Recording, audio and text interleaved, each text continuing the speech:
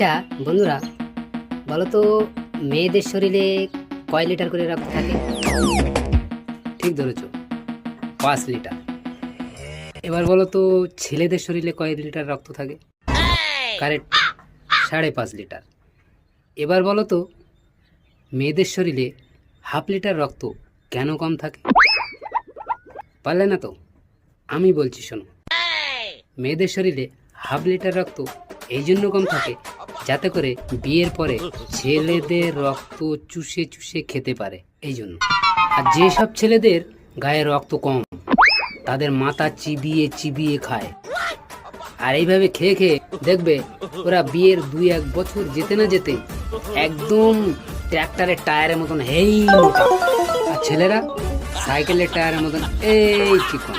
আর এতে করে বোঝা যায় এই ছেলেটার বিয়ে হয়েছে আর এই মেয়েটার